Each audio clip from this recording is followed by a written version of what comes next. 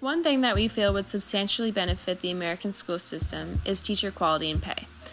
In the last 27 years, state and local spending on prisons has risen 3 times faster than the spending of our education. This is mostly due to the war on drugs and nonviolent drug charges. Former Secretary of U.S. Education John King Jr. made a great point stating that what our government invests in needs to reflect our ideals. He spoke of how we needed to invest more into prevention than into punishment. When you compare the spending of higher education to that of prisons, the change is even higher. Since 1990, the spending on colleges has remained roughly flat in terms of inflation, but investing into prisons has nearly doubled. Focusing funding into schools, especially in the inner cities and urban neighborhoods, could drastically help the rate of young people going into the prisons. Recent studies in Chicago have shown how taking these impoverished kids and putting them into summer jobs and after-school programs has helped a lot, and as a result of this, the violent crime arrests plummeted and programs were not that expensive. The aggressive incarceration only causes a cycle throughout generations of going to jail because crime is so ingrained into these students' lineages, it makes it very hard for them to escape their poor circumstances. Redirecting funding from the prisons into schools, into things such as teachers who are underpaid, and increasing funding for those looking to go into some level of higher education would have a great outcome in terms of the overall intelligence of our nation. For the amount of schooling teachers have gone through and the average amount they have to work per week, they are incredibly underpaid and underrespected.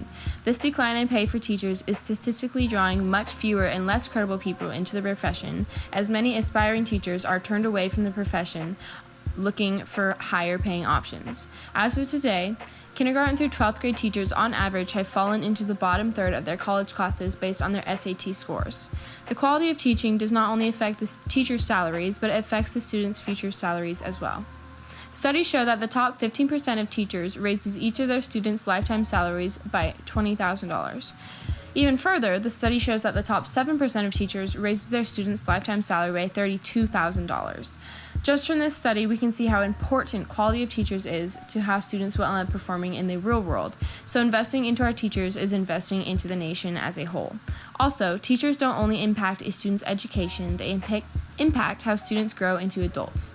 This is especially true for elementary and middle school teachers who act as a disciplinary figure in their students' lives and teach them the right from the wrong. Great teachers who help inspire their students need to be rewarded and acknowledged for it. A recent survey shows that teacher job satisfaction has significantly declined in the past several years. Teacher dissatisfaction translates to uninspired and unmotivated teaching, which will only affect how our students learn. Paying teachers more will lead to a more inspired generation of students.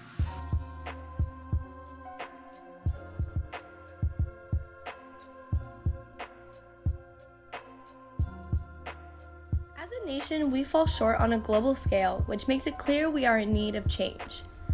We feel that compared to many other countries, our educational system is inefficient and we don't put enough respect, attention, or money into our teachers. Comparing the US to Finland, the US overall ranks 27th globally, while Finland is 6th overall across subjects such as math, reading, and science. You may ask, why would you not compare it to the first place globally? This is because Finland has a truly unique educational system, but still manages to consistently be one of the world's highest test scorers. For starters, Finnish students do not start formal schooling until they are the age of 7. Then once they reach 16, they have 3 different options for what path they want to go down. The first is upper secondary school, which is a 3-year program that prepares students for the matriculation test, which plays a major role in their acceptance into a university. The second option is vocational school, which is a 3-year program that trains students for various careers, as well as providing an opportunity to take the matriculation test, and some even move on to polytechnical colleges to get further trained in their desired field. The last option is to enter directly into the workforce. Even though students don't start their education until the age of 7, they still enter schooling with a strong foundation due to the high-quality Finnish preschools. Finland also has a very different cultural view on teachers, seeing they are viewed on par with doctors and lawyers. This creates a much more desirable and competitive environment when becoming a teacher, which only leads to higher quality educators. Seeing that the colleges have produced such high quality teachers, the Finnish government allows a great deal of freedom in the classroom. Educators in the public schools don't have to teach to standardized tests because frankly, there isn't any. The only state-mandated test Finnish students need to take is at the end of their senior year of high school, Without having to prepare for a mandated test, students are not rushed to understand the material before moving on to a new topic, and this keeps students from falling behind. In the U.S., we as students have grown up taking standardized tests such as the WASL, MAP, and SBA since the 3rd grade. Additionally, these tests focus highly upon math and reading comprehension skills, creating a more strict framework to follow for teachers as they teach their class, which can potentially de-emphasize areas such as the arts, foreign languages, and social studies.